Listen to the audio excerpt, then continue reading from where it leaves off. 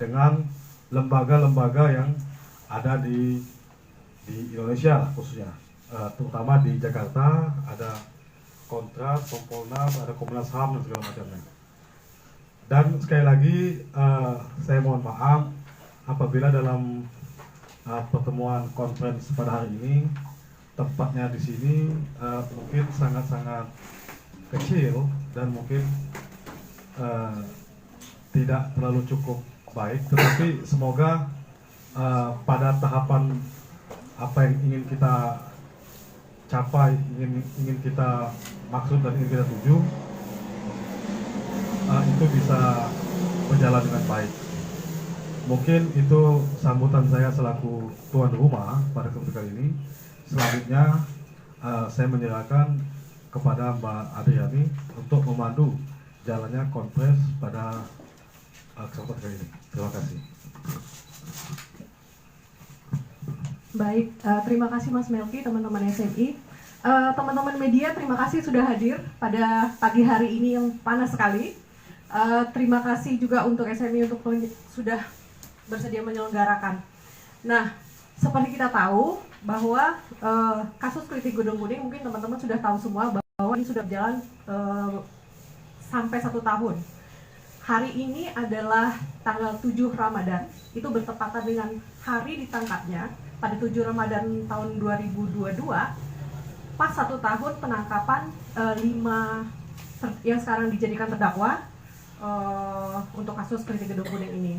Jadi praktis kelima anak tersebut sudah setahun berada di penjara. Nah, mereka didakwakan atas terjadinya kematian untuk 1 orang dalam peristiwa kritik Gedung Kuning terjadi pada 3 April 2022. Selama setahun ini tentu para orang tua, termasuk juga para terdakwa lewat penasihat hukumnya, sudah melakukan berbagai tindakan hukum. Salah satunya tentu sekarang sudah kasusnya sudah sampai proses kasasi yang nanti akan diceritakan sudah sampai mana. Pada siang ini, pada pagi jelang siang ini, saya sudah bersama dengan 3 orang tua, 3 ibu dari 3 terdakwa, yaitu yang di tengah adalah Ibu Andiani. Beliau adalah ibunda dari Andi Muhammad Hussein Muzairi atau kita panggil biasa dengan Andi. Kemudian Ibu Subadriah. Ibu Subadriah adalah ibunda dari Mas Hanif Akil Amrullah atau Hanif. Kemudian Ibu Siti Wahyuni adalah ibunda dari Muhammad Musyafa Afandi atau Pandi. Nah, yang di sana adalah Mas Yuni Iswantoro. Beliau adalah kuasa hukum Hanif dan Afandi dari Pusat Konsultasi Bantuan Hukum atau PKBH dari UGM. Nah, mungkin hari ini kita akan membahas bagaimana sih udah setahun ini terus ngapain aja. Kebetulan pada awal Maret 2002 ini, 3 ibu ini melakukan perjalanan ke Jakarta untuk advokasi. Jadi selama setahun kita merasa sudah saatnya untuk pergi ke Jakarta karena berkasnya juga udah sampai Jakarta untuk melakukan advokasi. Di Jogja sudah melakukan banyak sekali dan kita belum berhasil menang di tingkat banding. Nah, kemarin kita bertemu beberapa lembaga negara dan juga pihak-pihak lembaga yang non-pemerintahan yang membantu. Salah satunya adalah Komnas HAM ya Bu. Pada 2002 lalu, 4 bulan setelah ditangkap, ketiga ibu ini sudah melakukan laporan kepada Komnas HAM. Nah, pada pertengahan Maret lalu, pekan kedua Maret, Komnas HAM sudah mengeluarkan pernyataan yang menyatakan bahwa Komnas HAM menemukan adanya dugaan tindak kekerasan dilakukan dalam proses penyidikan ke 5 anak. Mungkin Bu An bisa menjelaskan lanjutnya seperti apa? Ya, terima kasih Mbak Adri dan teman-teman media. Assalamualaikum warahmatullahi wabarakatuh. Nah, salam sejahtera untuk kita semua. Menyambung tadi yang sudah disampaikan oleh Mbak Adri, jadi kami memang selaku orang tua dan juga dengan didampingi penasihat hukum banyak melakukan pengaduan-pengaduan dan laporan. Karena sebagaimana yang teman-teman media sudah tahu ya, kasus ini adalah salah tangkap, rekayasa seperti itu, di mana anak kami mengalami penyiksaan ya, dan dengan penyiksaan itu akhirnya menjadi basis bagi polisi menetapkan anak kami sebagai tersangka, tapi sebenarnya anak kami terpaksa membuat pengakuan padahal mereka bukan pelaku yang sebenarnya. Nah, untuk itu kami melakukan banyak pengaduan. Salah satunya yang saya akan jelaskan pada kesempatan ini adalah Komnas HAM dan Kompolnas. Nah, kami sudah melakukan pengaduan itu sejak tanggal 6 Juli 2022, jadi memang sudah hampir 1 tahun. Dan rekomendasi terakhir yang dikeluarkan oleh Komnas HAM tanggal 7 Februari 2023, rekomendasi itu ditujukan kepada Kapolda dan jajarannya dengan tembusan ke Irwasum, Kompolnas dan lain sebagainya. Nah, di rekomendasi terakhir tanggal 7 Februari itu isinya Komnas HAM menagih dalam tanda petik komitmen dari Wakapolda yang sebenarnya di surat-surat sebelumnya Wakapolda sudah mengatakan sedang memeriksa 4 anggotanya yang terlibat dugaan kekerasan dan penyiksaan terhadap Andi dan teman-teman. Nah, itu ditagih kembali di tanggal 7 Februari itu, kemudian mengingatkan untuk memberikan laporan sampai sejauh mana pemeriksaannya.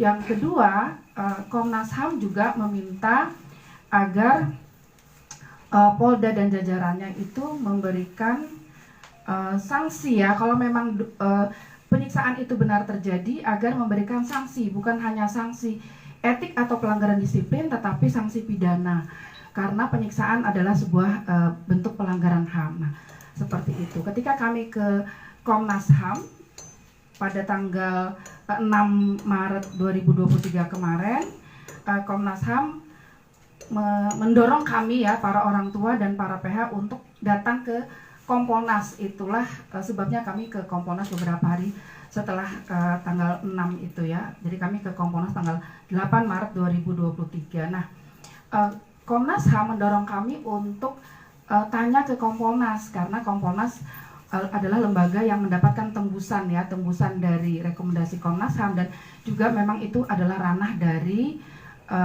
Kompolnas sendiri untuk melakukan pengawalan kasus-kasus pelanggaran etik dari kepolisian seperti itu. Nah, Komnas HAM mendorong kami untuk tanya ke Kompolnas sampai sejauh mana pengawalannya, kemudian karena kalau memang idealnya menurut Komnas HAM seharusnya Kompolnas melakukan gelar perkara ya. Jadi ketika mendapatkan pengaduan atau tembusan dari Komnas HAM, dia melakukan gelar perkara untuk betul-betul memeriksa apakah memang ada dugaan penyiksaan dan lain sebagainya. Nah, baik, kemudian kami tanggal 8 Maret 2023 kami ke Kompolnas begitu ya. Di situ Kompolnas mengatakan minggu depannya, berarti pertengahan Maret 2023 mereka akan ke Jogja gitu ya, akan ketemu dengan Polda dan jajarannya dan akan menanyakan itu. Namun demikian sampai hari ini kami memang belum mengecek ya atau meminta update sampai bagaimana pertemuan antara Kompolnas dengan Polda itu ya,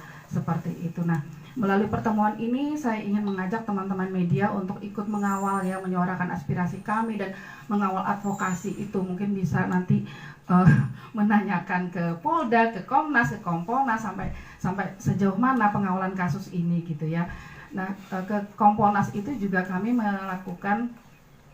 memberikan beberapa rekomendasi. Pada saat itu kami memang didampingi oleh Kontras ya, karena sejak awal memang kami para ibu-ibu, tiga ibu ini kami mengadu ke Kontras dan kami adalah pelapor di Kontras atau klien seperti itu ya. Nah, kami memberikan masukan kepada Kompolnas bukan hanya untuk mengawal ya, pastinya ada tindakan-tindakan yang lebih konkret, misalnya bagaimana memeriksa bukan hanya 4 anggota polisi yang dalam tanda petik bisa jadi mereka hanyalah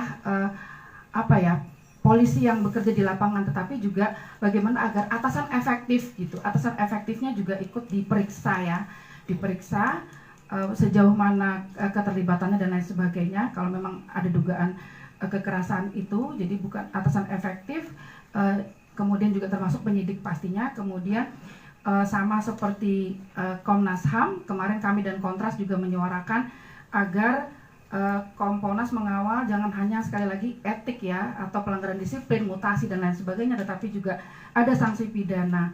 Dan juga kami meminta Kompolnas untuk mengupdate terus-menerus sejauh mana perkembangan. Jadi jangan nunggu kami yang nanya, kami yang datang ke Jakarta gitu ya, atau kami yang berkirim surat. Nah, itu yang kami sampaikan ke Kompolnas. Nah, kami harapkan teman-teman media juga mengawal kami untuk bisa menyuarakan ini dan juga mengupdate kepada lembaga-lembaga yang kami sebutkan tadi ya, sehingga kasus ini betul-betul dianggap serius oleh masyarakat dan khususnya oleh pengambil kebijakan ya.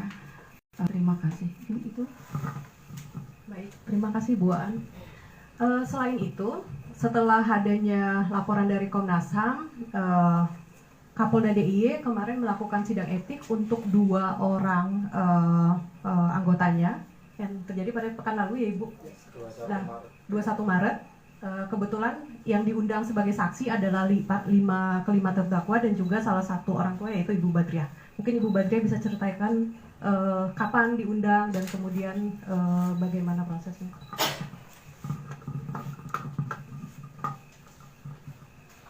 Assalamualaikum warahmatullahi wabarakatuh. Terima kasih kepada tim media yang telah berkenan hadir untuk hari ini, pada Mas PH kami dan tim dari kegiatan pada siang hari ini.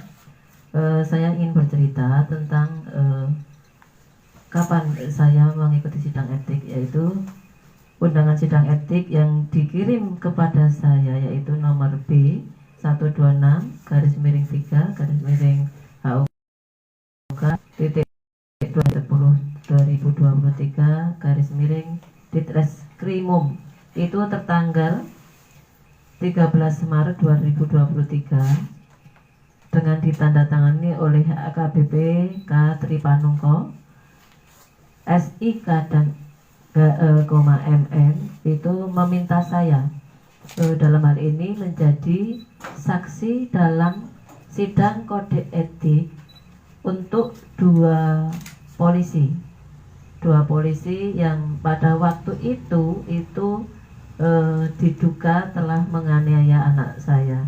Kemudian undangan yang ditujukan kepada saya yaitu pada hari Selasa 21 Maret 2023 pukul 10 waktu Indonesia Barat, tempat di ruang rapat Ditpamopfit Polda DIY. Namun demikian, dari undangan pukul 10 itu ternyata molor juga. Saya bisa masuk ruangan pukul 14. Kemudian ruang sidang juga pindah di ruang sabara. Pada saat sidang, alhamdulillah kami bisa melakukan dengan baik. Di dalam sidang itu antara lain kami selaku saksi dalam sidang kode etik diminta untuk menjelaskan semua yang terjadi hubungannya yang saya tahu. Pada saat itu saya menjelaskan dari proses penangkapan yang ada di rumah saya. Kebetulan saat itu anak saya ditangkap oleh petugas Intel Polda DIY. Nah, pada saat itu karena saya kenal, maka saya tahu betul namanya siapa. Oleh karena itu saya dijadikan saksi dalam sidang kode etik tersebut. Nah, 2 orang yang menjadi yang disidang itu memang menurut kami, menurut apa yang saya ketahui itu memang betul-betul tersangka penganiayaan terhadap anak-anak saya.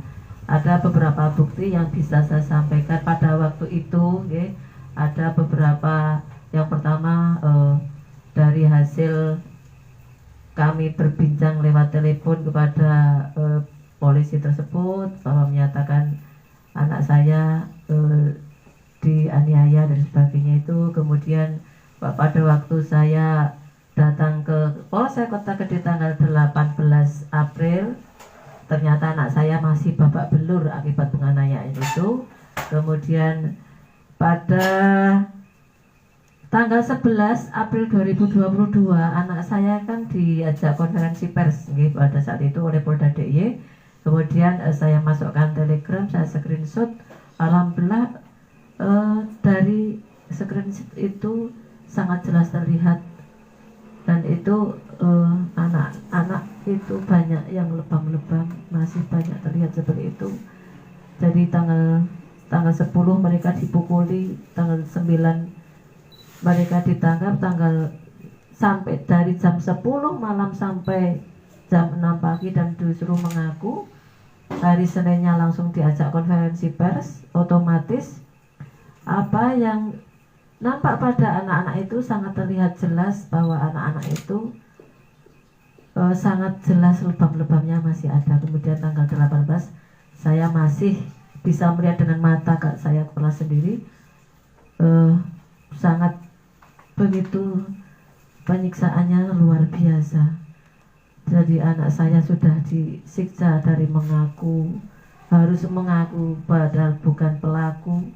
Kemudian sampai di titik nadirnya dia sudah tidak bisa alasan lagi, dan dengan harus mengakui skenario yang dibuat mereka, sampai terkapar, sampai di akhir kata dari polisi yang saya jadikan saksi tadi, Nip, kalau kamu tidak mengaku maka kamu akan saya serahkan ke 7 polisi tadi. Maka anak saya karena sudah babak belur dihajar dalam semalaman, akhirnya anak saya terpaksa mengaku untuk melindungi nyawanya. Bayangkan, 1 orang anak dengan 7 polisi yang menganiaya luar biasa, dengan mendolimi, ya, memaksa anak saya untuk mengaku. Dan itu bukan hal yang menurut saya bukan hal yang ringannya. Anak saya sangat terbebani dengan itu, namun demikian harus mengaku. Kemudian selanjutnya dari penangkapan itu sudah saya jelaskan pada sidang sampai akhirnya penyiksaan dan sebagainya. Kemudian kejanggalan saat interogasi, saat penyidikan, banyak sekali kejanggalan saya temukan di penyidikan. Di antaranya misalnya BAP yang tanpa didampingi pengacara sudah ditandatangani pada hari Minggunya kalau tidak salah. Itu padahal pengacara tunjukkan polisi datang kepada kami hari Kamis atau hari Rabu tanggal 13 April. Kemudian tanggal 16 April itu mereka baru datang ke rumah saya. Namun demikian di BAP-nya untuk dibawa ke persidangan itu tanggal 10, ternyata berkas sudah ditandatangani oleh pengacara. Kan rekayasa yang luar biasa dalam penyidikan itu. Kemudian motor juga pada saat tanggal 3 anak saya pergi memang tidak menggunakan motornya. Itu anak saya dari awal, dari rumah, saat polisi tetangga saya itu minta, Nip, pakai motormu ya gitu. Nah, anak diboncengkan dari rumah dibawa ke Polsek Sewon. Itu sambil dibisiki, Nip mengko ngaku wae, Nip nanti mengaku saja. Padahal kan tidak tahu. Kalau diinterogasi kan hasil pengembangan interogasi, bukan kok harus mengaku seperti itu. Harusnya penyidikan yang wajar, tapi itu bukan kewajaran. Kemudian setelah sampai di Polsek Sewon, anak disuruh mengaku yang mana. Ternyata anak kan tidak melakukan apa yang dikehendaki sesuai dengan cerita yang mereka buat. Anak mengaku apa yang sudah dilakukan. Saya sebagai pelaku perang sarung di Gedong Kuning, begitu mengaku seperti itu langsung dikaplok aja, main kaplok. Perang sarung di Ndruwo, tetapi polisi tidak mengiyakan. Semua apa yang dijelaskan anak, sejujurnya apa yang dilakukan pada tanggal 3 itu semuanya akan ditentang oleh polisi dan langsung mendapat bogem mentah dari jam 10 malam sampai jam 6 pagi. Bayangkan, luar biasa penyiksaan dan rekayasa yang dibuat. Kemudian selanjutnya dari penyidikan itu ada 3 pasal yang dituduhkan kepada anak kami, itu pasal 351, 353 dan pasal 170. Saya melihat dari BAP yang kami terima itu ternyata dari alinea pasal demi pasal itu sama persis.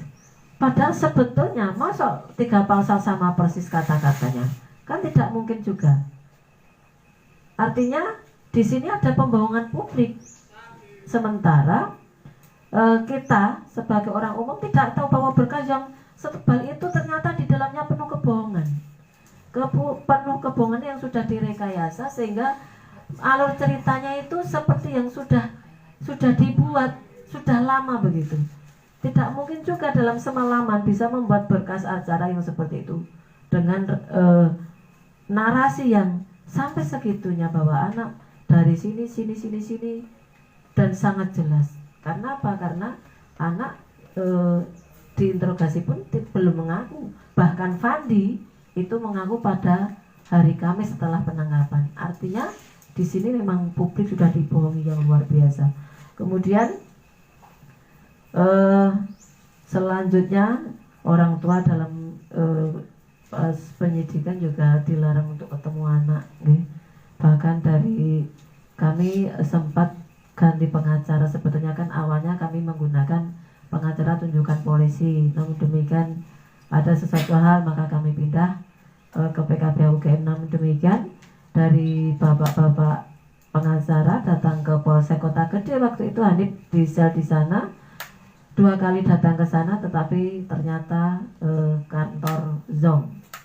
Apakah betul sebuah instansi besar yang melayani masyarakat kok kantornya ZOM? Artinya apa? Mereka mungkin ada sesuatu hal, tahu betul kedatangan pengacara maka mengosongkan kantornya seperti itu. Kemudian kami memang dihalangi untuk tidak bertemu anak saya. Bahkan anak saya pada kurang lebih lebaran waktu itu anak sudah punya kemauan untuk mengubah BAP. Mas Andi mengubah BAP, kemudian akan diiringi Hanif dan Tian waktu itu. Kemudian dari penyidikan, dari pihak penyidik itu langsung Hanif dipindah ke Polsek Ngampilan tanpa memberitahu saya. Saya tahu di situ, saya ada beritahu kalau saya sebenarnya mau menjenguk Hanif waktu di Polsek Kota Kediri. Namun demikian ibu, putra ibu sedang kami titipkan di Polsek Ngampilan. Betapa entengnya mereka tentang hal ini, karena apa? Anak yang saya titipkan di situ, anak yang dibawa di situ dalam perlindungan hukum di situ, artinya sedang dalam proses hukum di Kota Gede, ternyata dengan seenaknya memindahkan Hanif tanpa persetujuan saya atau tanpa memberitahu sama sekali saya. Dan pada saat itu Hanif zong karena pengacara waktu itu mau minta tanda tangan Hanif yang berubah dari pengacara tunjukkan polisi ke PKBH itu belum mendapatkan tanda tangan Hanif, sehingga pada saat Hanif dipindah ke Polsek Ngampilan itu Hanif tanpa didampingi pengacara. Oleh karena itu sebenarnya mereka untuk merekayasa kasus ini sehingga mereka itu bisa berjalan mulus. Walaupun demikian kami alhamdulillah bisa diberikan kemampuan untuk melihat semua itu, bahwa itu kezaliman yang harus kita ungkap, dan nanti mohon teman-teman media untuk bisa mengawal kami seperti yang sudah disampaikan oleh Bu An tadi. Kemudian selanjutnya kami dalam sidang itu juga matur tentang kejanggalan-kejanggalan saat di persidangan. Yang menarik di sini barang bukti yang dibawa polisi itu diambilkan dari teman Hanif yang waktu malam minggu itu diambilkan dari rumah Agus Antono, kemudian dibawa ke dalam konferensi pers. Artinya gear yang dibawa sebagai barang bukti itu tidak diuji forensik, kemudian dibawa begitu saja saat konferensi pers. Kemudian talinya itu sebetulnya terpisah, itu yang dimiliki juga punya Agus, dan saat konferensi pers dijadikan satu tali kuning yang kalau panjenengan melihat konferensi pers barangkali masih ada file-file yang bisa dilihat, talinya masih mulus, tidak ada kerutan atau bekas guliran. Kalau misalnya ada tali diputar-putar kan mestinya talinya juga menggulung begini ya, tapi itu masih, coba panjenengan bisa melihat lagi waktu file-file yang masih dulu ada. Kemudian kesaksian yang dihadirkan oleh teman-teman Hanif itu banyak yang mengubah BAP. Dari awalnya anak-anak di BAP di Polsek Kota Gede, namun demikian banyak yang mengubah BAP karena itu BAP-nya menurut polisi. Kemudian anak-anak saat sidang mencabut apa yang sebetulnya terjadi, karena tadi aku juga menjelaskan bahwa akhirnya bukan dari akhirnya miliknya bukan dari sana. Kemudian yang selanjutnya yang sangat kelihatan CCTV yang dihadirkan oleh mereka itu pada awalnya dari 60 CCTV yang dipunyai oleh polisi ternyata hanya bisa dihadirkan 4 atau 5. Itu saja dalam keadaan buram blur. Sehingga pada saat di persidangan waktu itu Yana Priando itu ditanyai oleh pihak kami, maaf nanti yang nama disamarkan polisi yang dihadirkan itu sebagai saksi verbalisan itu ditanyai apakah bisa melihat dengan jelas. Ternyata jawabannya, mbok, mata saya sampai jembret tidak bisa melihat itu siapa karena memang blur. Saya menekankan ini karena CCTV-nya blur itu saja. Jadi baik polisi yang pada saat itu untuk menangkap itu tidak bisa menjelaskan. Artinya terus dikejar oleh pihak kami. Ternyata kok jadi anak ini yang disangkakan itu karena kerja tim kami. Artinya memang bukan karena menangkap dengan menggunakan barang bukti yang sudah bisa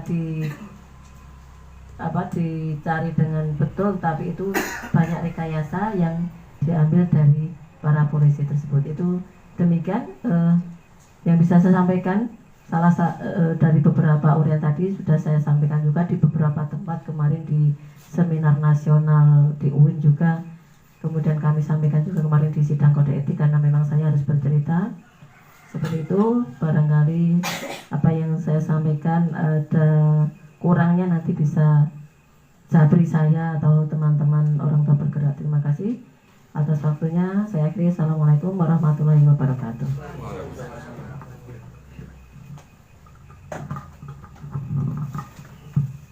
Ya, dari pernyataan Ibu Badriah tadi,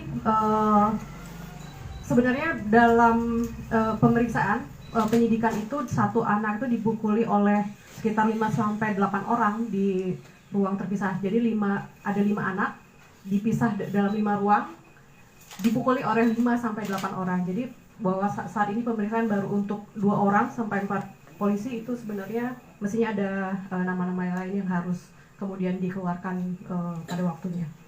Kemudian setelah itu saya mau cerita bahwa awal Maret lalu ketiga ibu ini juga berkesempatan untuk ke Jakarta untuk menemui melakukan pengaduan audiensi dengan beberapa lembaga negara, tadi Kompolnas dan oleh Ibu Aan.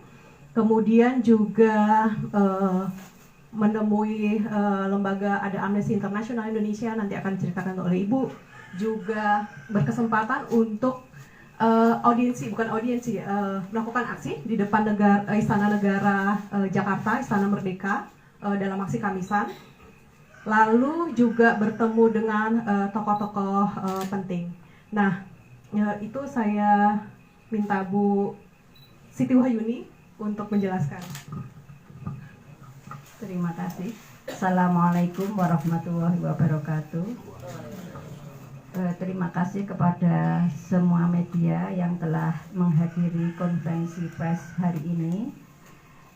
Di sini kami akan menceritakan bahwa kami selaku orang tua sambil menunggu proses kasasi, kami dengan tim advokasi kami pada tanggal 6 Maret kami beraudiensi lagi ke Komnas HAM, dilanjutkan ke Kompolnas, dan kami juga audiensi di Amnesty International, dan Amnesty International sudah menindaklanjuti dengan mengeluarkan surat terbuka untuk Bapak Kapolri dan Amnesty Internasional juga mau membantu kami untuk pelaporan ke tingkat PBB. Selain itu kami juga bertemu dengan tokoh nasional seperti Bapak Novel Baswedan dan bertemu dengan Ibu Sumarsih di aksi Kamisan.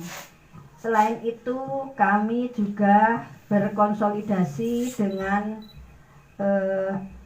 YLBHI dan LBH Jakarta dan bertemu dengan LBH Pers menyampaikan apa yang telah kami rasakan, kejanggalan-kejanggalan dan penyiksaan anak kami. Kiranya itu saja yang dapat kami sampaikan. Bila ada kata saya yang kurang berkenan di hati rekan-rekan semua, kami mohon maaf. Kami akhiri. Assalamualaikum warahmatullahi wabarakatuh. Ya, dalam proses perjalanan ibu-ibu untuk audiensi dan advokasi selama di Jakarta kemarin, ibu-ibu dibantu oleh tim dari Kontras yang di Jakarta.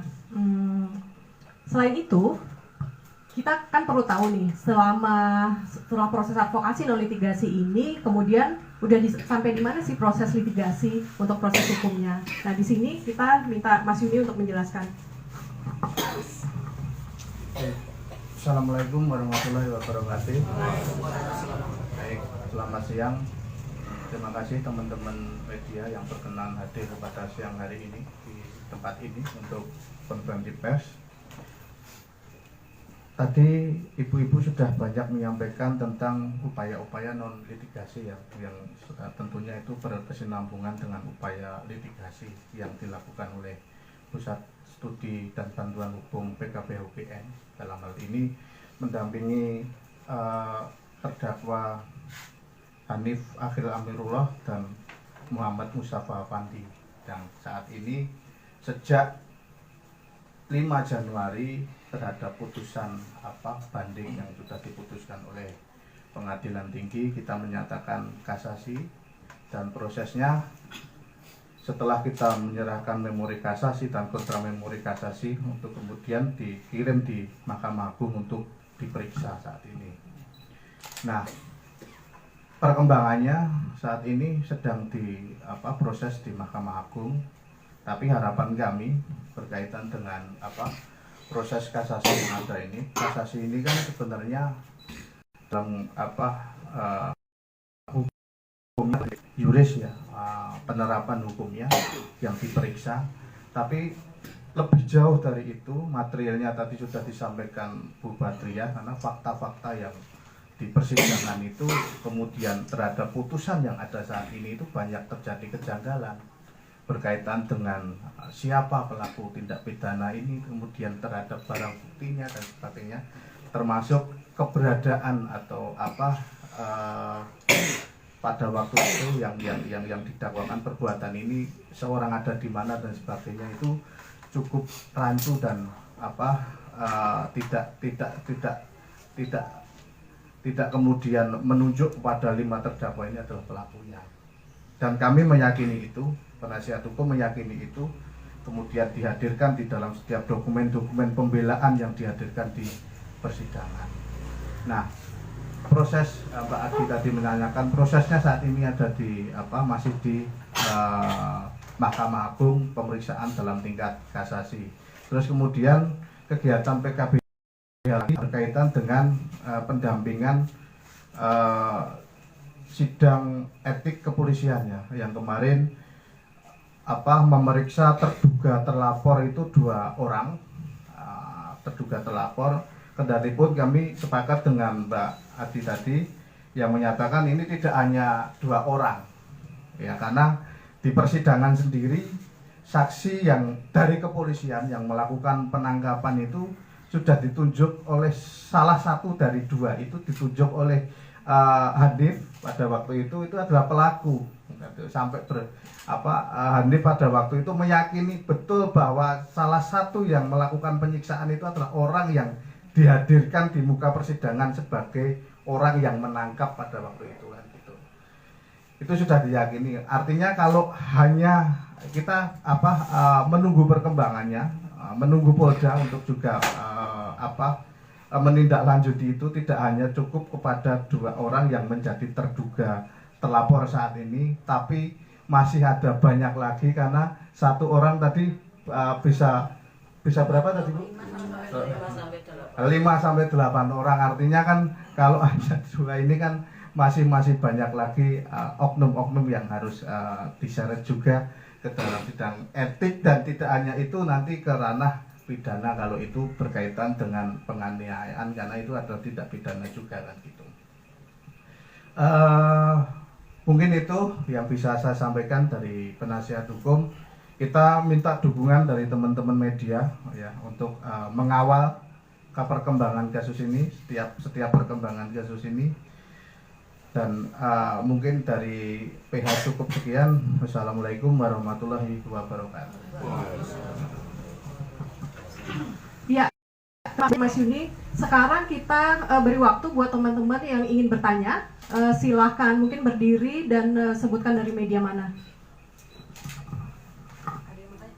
Monggo Mas. Rosima dari RRI. Ya. Gak usah berdiri ya Pak, kelihatan. Kan ini sudah ada ya walaupun titik ya Mas, titik terang lah, dikit lah yang gitu, enggak, walaupun bukan sinar terang Mas, titik terang ini ada rekomendasi dari Komnas HAM. Kalau misalkan nanti sidang propam itu nanti membuahkan hasil yang istilahnya mungkin menguntungkan bagi keluarga terpidana kan gitu. Saya ingin tanya ke penasihat hukum ya, novum baru ini akan diapakan gitu. Kemudian yang kedua, kemarin minta tolong ke pimpinan pusat Muhammadiyah untuk eksaminasi itu nanti seperti apa sih Mas? Sekarang sudah seperti apa eksaminasinya terhadap kasus tersebut? Terus yang ketiga, nah ini kalau terkait dengan apa namanya kasus ini kan kayak gitu. Yang dimaksud mohon maaf ya Mas ya, perwira aktif itu yang seperti apa Mas? Karena dalam ini kan kalau saya lihat kasusnya waktu itu langsung sebenarnya rantai komandonya langsung dipegang di Reskrim Umum. Nah, padahal Pak Kombes Pol Ari sekarang udah di Polres Jakarta Barat kalau nggak salah. Rantai Selatan ya, Polres Jakarta Selatan. Itu aja Mas. Baik, terima kasih. Berkaitan dengan fakta baru ya yang nantinya akan dari putusan-putusan etik ya. Barang tentu kalau sekarang kan masih proses kasasi ya, artinya kan tidak mungkin lagi kita menyerahkan apapun, walaupun kita sudah mengantongi banyak novum yang dalam tanda kutip, beberapa yang masih kita simpan, dan kita itu berkaitan dengan strategi pembelaan juga, dan kita akan nanti kita kumulasikan kalau seandainya kita harus tetap sampai kepada titik upaya hukum peninjauan kembali, itu akan kita kemas di dalam memori peninjauan kembali beserta novum yang ada dan kita kantongin saat ini. Terus tadi yang kedua tadi eksaminasi Muhammadiyah. Eksaminasi ini kan sebenarnya kita selaku penasihat hukum kan tidak boleh terlibat langsung ya terhadap proses eksaminasi yang dilakukan oleh PP Muhammadiyah, dan yang kita tahu atau nanti ditambahkan kepada teman-teman ibu-ibu ini yang mungkin lebih update terhadap itu kayaknya sudah akan dikirim langsung kepada proses yang mengkait pada proses kasasi saat ini, yaitu dikirim langsung hasilnya kepada MA. Tapi yang sejauh saya tahu seperti itu. Mungkin gitu. Terus tadi yang terakhir apa tadi pertanyaan? Ya kita juga sebenarnya mempertanyakan juga ya, tapi kan yang sudah terduga terlapor yang disebut langsung oleh para terdakwa ini kan yang tahu kenal orangnya kan hanya 2 orang ini saja, 2 orang ini saja, dan 3 sebenarnya yang sudah saya ketahui di ruang sidang itu. Ya kita berharap berangkat dari situ rantai komandonya juga akan bergerak ke atas. Kalaupun itu memang terbukti ya. Nanti tidak cukup hanya yang dalam tanda kutip yang bawah saja kemudian dikorbankan, yang atas melenggangan begitu. Kita tidak ingin seperti itu juga. Ya upayanya ya kita tetap mengawal ini, mengawal sidang etik ini yang sedang berlangsung, prosesnya seperti apa, kita lihat hasilnya, nanti akan kita kawal. Kalaupun itu masih hanya ini kita lihat hanya dikorbankan saja, kan kita juga nanti bergerak untuk bisa sampai ke akar-akarnya, barangkali begitu Mas yang bisa saya sampaikan. Iya, mungkin ada tambahan bahwa minggu lalu memang undangan itu diberikan untuk kelima terdakwa dan 1 ibu. Jadi 5 terdakwa itu belum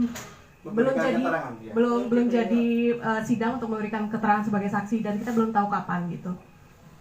Ada pertanyaan lainnya? Iya, saya Vigo dari Badan Pers dan Pemberitaan Mahasiswa Balerum UGM. Kami ingin tanya 2 poin mungkin ya, Mas. Yang pertama mungkin terkait dengan bentuk intimidasi yang terjadi sebelum PBHI itu. Masihkah ada mungkin bentuk intimidasi tertentu yang hadir secara digital maupun non digital? Itu satu. Kedua juga untuk sebenarnya kita tahu juga Ombudsman sudah memberikan LAHP itu 2 Februari kemarin ya, dan dari Balerum juga sudah coba Polda juga untuk menanyakan perihal itu. Dan sebenarnya yang membuat adanya proses sidang etik ini itu dari LAHP-nya Ombudsman kah, atau dari desakannya Komnas HAM, atau bagaimana sebenarnya merespon? Karena sejauh ini belum ada terangnya sebenarnya Wakapolda sudah mengakui atau belum terkait dengan kekerasan itu, hanya memproses di sidang itu. Itu mungkin yang ingin kami ketahui lebih jauh dulu. Terima kasih. Oke, saya mungkin menjelaskan sedikit bahwa untuk hasil persidangan dan kode etik itu nanti teman-teman dimohon untuk langsung kontak dengan Kapolda ya, untuk biar lebih terang, karena itu sebenarnya adalah sidang tertutup yang kita hanya bisa menjelaskan yang dari sisi kita gitu. Mungkin yang akan jelaskan pertama itu sebenarnya ada sidang itu dari Komnas apa dari hasil ORI gitu, mungkin Bu Ani. Baik, kalau saya pribadi dan saya rasa tidak terlalu berbeda dengan ibu-ibu yang lainnya. Saya rasa itu semua sinergis ya Mas. Jadi tekanan itu saya rasa nggak cuma satu gitu ya. Jadi karena juga sejak tahun lalu kan Komnas HAM terus-menerus meminta agar Kapolda dan jajarannya memberikan laporan gitu ya. Ini ada pengaduan penyiksaan dilaporkan oleh ibu-ibu, ini kayak gimana, tolong diperiksa gitu kan. Nah, itu sudah terus-menerus sudah beberapa kali surat. Kemudian ORI berbarengan dengan itu kami juga melapor ke ORI, dan ORI juga melakukan hal yang sama, melakukan pemeriksaan, kemudian menanyakan ke Polda dan jajarannya. Jadi saya rasa itu sinergis ya, bukan hanya satu tekanan. Dan memang waktunya hampir bersamaan. Jadi 1 atau 2 April itu kan LAHP ya, laporan akhir hasil pemeriksaan ORI. Kemudian tanggal 7 Februari-nya berarti hanya 1 minggu. Komnas juga memberikan rekomendasi akhir itu gitu ya, rekomendasi terakhir gitu. Jadi saya rasa itu sinergis ya, kalau bisa saya jawab begitu. Kemudian intimidasi ya, kalau saya pribadi ya, sekali lagi tidak merasakan, tidak mendapatkan intimidasi dalam tanda petik ya, atau mungkin saya yang tidak peka, tapi ya tidak adalah intimidasi yang serius. Biasa-biasa saja ketika kita konferensi pers itu ya mungkin aja ada mereka yang hadir, tapi menurut saya tidak masalah kan, ini acara terbuka untuk publik, siapa saja boleh mendengar dan boleh mengakses ya. Terima kasih. Ya, mungkin tambahan ya, tadi intimidasi yang terjadi di PBHI ya. Ya. Karena itu seperti yang Bu Aan sampaikan, mungkin kita tidak merasakan ya, mungkin ada, ya ada, dan bisa jadi tidak kan gitu, tergantung kita yang merasakan. Kalau kita sampai dengan saat ini ya, kalau merasa pun kita tidak kan gitu. Itu aja Mas.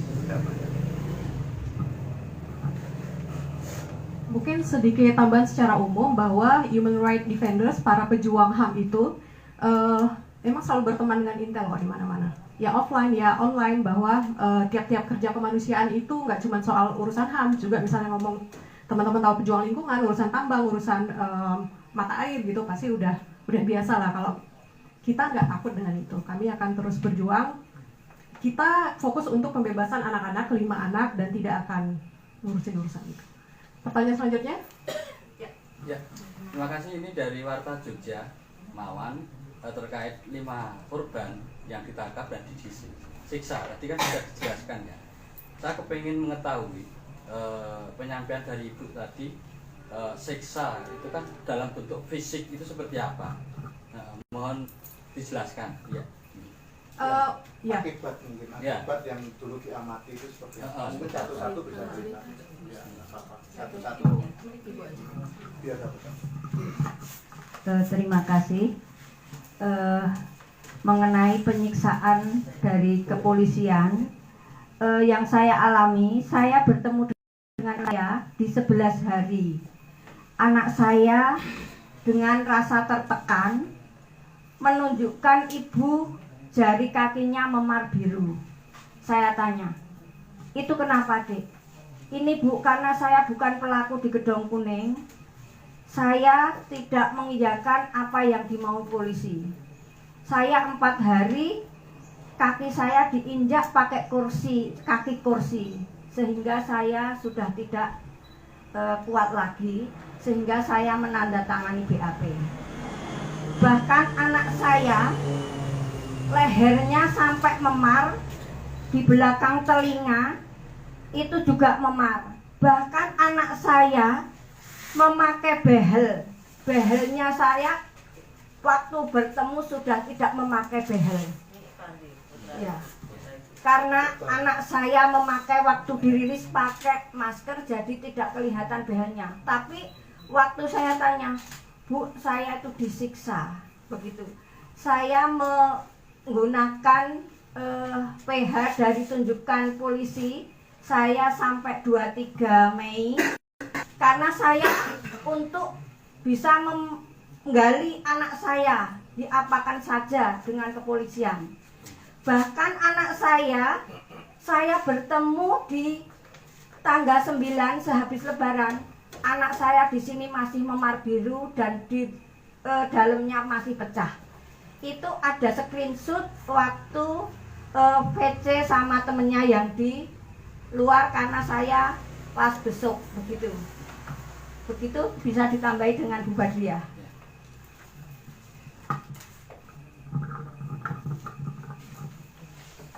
Terima kasih atas waktunya. Untuk penyiksaan terhadap anak saya, Hanif Akil Amrullah, yaitu anak saya itu ditendang pelipisnya sini sampai pecah berdarah. Kemudian mata yang sebelah kanan, mata yang putih ini pada saat saya melihat tanggal 18 masih berwarna merah darah.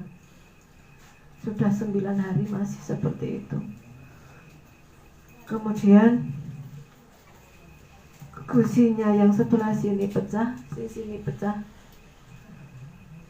Kemudian yang lengan kanan kiri ada sabetan 3 atau 4 setiap lengannya di sini.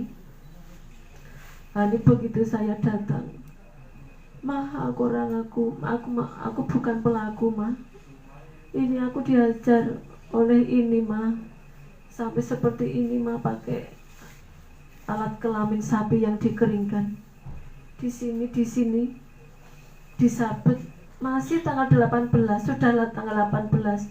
Kalau itu koreng biasa atau luka biasa mestinya dalam 9 hari sudah kering atau mungkin tidak berbekas. Kemudian punggungnya juga sini, Mah, ini, Mah. Saya disuruh melihat betapa zalimnya para penganiaya itu untuk menghakimi anak saya. Kemudian Hanif melihat Fandi juga sudah terkapar masih dianiaya polisi juga. Pada saat di lorong dihajar sampai habis-habisan. Mata anak itu dilakban kemudian ditonjok. Seperti kalau mungkin di film G30 SPK itu nyata adanya. Itu penyiksaan yang mereka lakukan. Kemudian anak ada yang ditodong, pilih kanan atau kiri, ditodong dengan pistol mau dibolongi kakinya. ditarik dari tangga.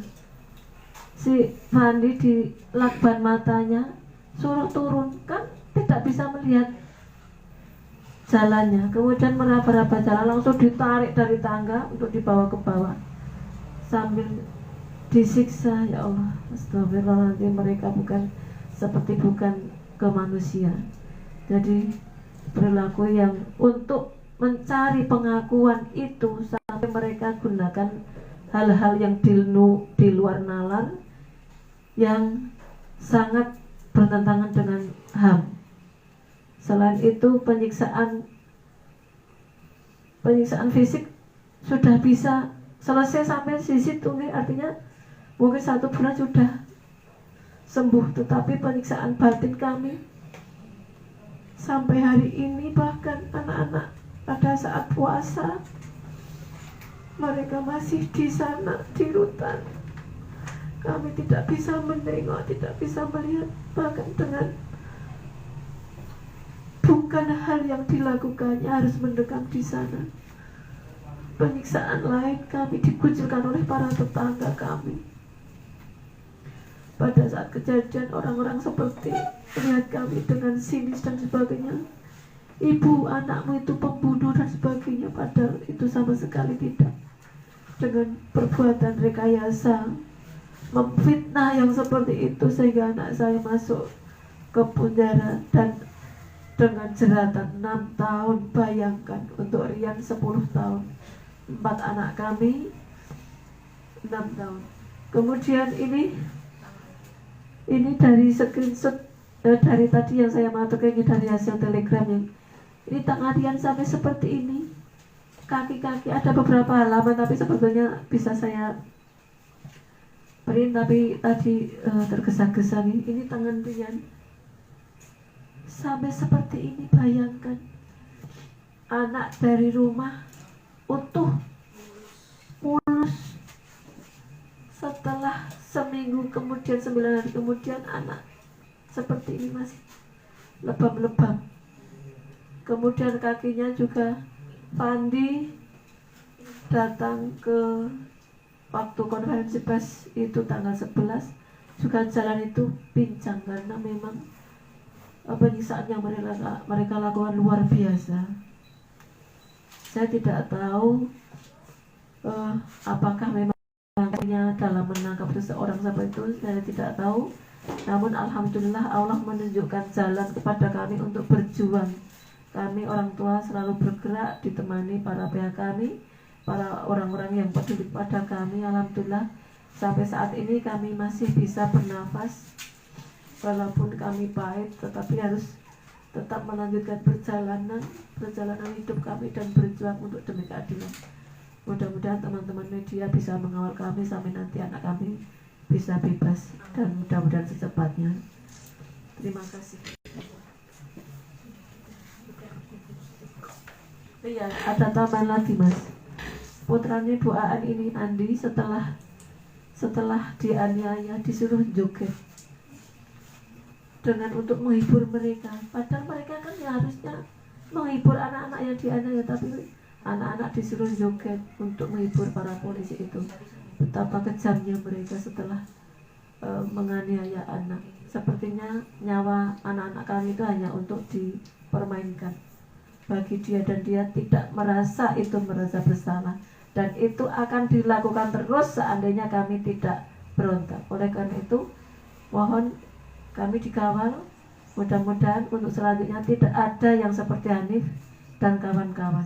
Mudah-mudahan ini perang jihad membela kebenaran dan keadilan yang harus ditegakkan. Indonesia negara hukum, dan ini malah justru aparat penegak hukum sendiri yang harusnya mengayomi, harusnya memberikan perlindungan kepada masyarakat, tetapi malah justru mencerca pada hukum sendiri, dan itu harus kami tentang. Paling tidak kami berjuang untuk penegakan hukum dan anak-anak kami bisa terbebaskan dari rekayasa hukum yang mereka lakukan. Terima kasih. Ya, terima kasih Bu Ibu. Ini yang ditunjukkan adalah screenshot dari peristiwa konferensi pers yang dilakukan oleh Polda DIY pada tanggal 11 April 2022, yaitu 2 hari setelah penangkapan. Nah, apakah ada pertanyaan lainnya teman-teman? Saya rasa udah ya. Nah, nanti boleh langsung wawancara dengan ibu-ibu dan juga Mas Yuni.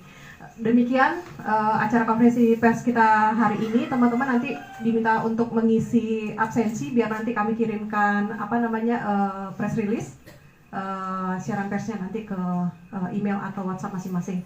Terima kasih. Semoga teman-teman bisa membantu untuk proses ini agar makin banyak yang paham bahwa ini adalah kejadian salah tangkap dan peradilan sesat. Demikian, Assalamualaikum warahmatullahi wabarakatuh. Selamat siang.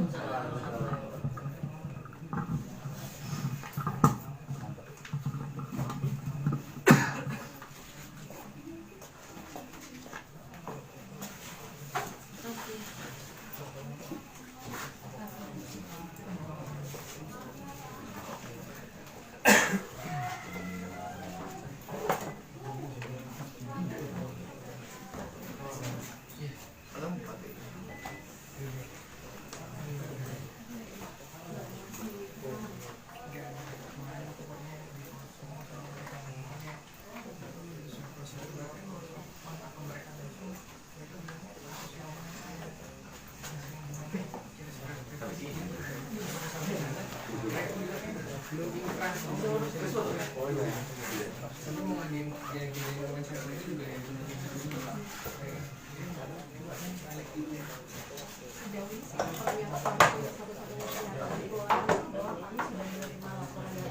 Itu aja yang